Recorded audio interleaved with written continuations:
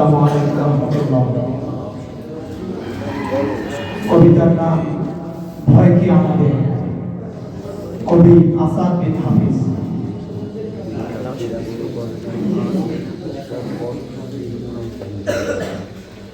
না, আমাকে ভয় দেখাতে এসো না। ভয় পাওয়ার জন্য আমাদের সৃষ্টি করা হয়নি। আগুনের পাহাড় হারিয়ে এসেছি আমরা, ঘুরিয়েছি ভারত পাথরে মাথা রেখে। তুমি কি জানো না আমাদের পরিচয়?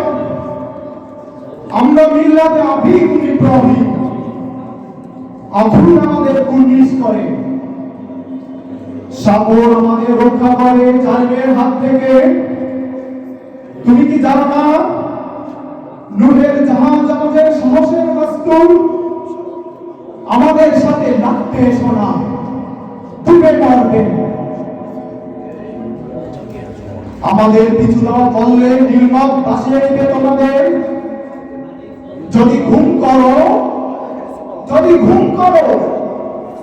শুনে রাখো, যদি ঘুম করো তবে দেখবে মাছের পেট ফেলে বেরিয়েছি আমরা।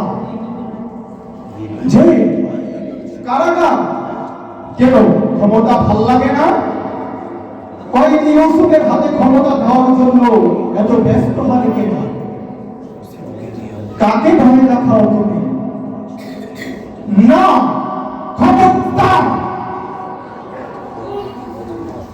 কখনো আমাকে ভয় দেখাতে আসবে না। মুমিনকে অস্ত্র ক্ষমতার ভয় দেখিয়ে লাভ নেই। না ভান বদরের প্রান্তরের কথা এই মাঝে ভুলে গেলে তবে কেন মৃত্যুর পিছে ছুটছ? ক্ষমতার দাপট দেখাতে আসলে কি হয় দেখোনি তুমি?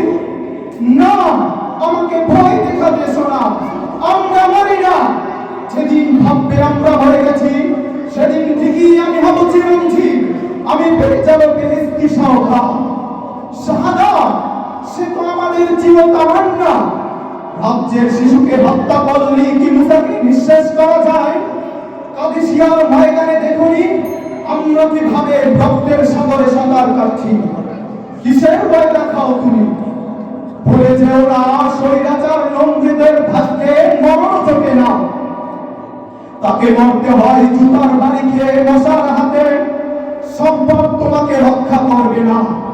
মনে রেখো কারণের ধন পিঁপড়ায় খায়।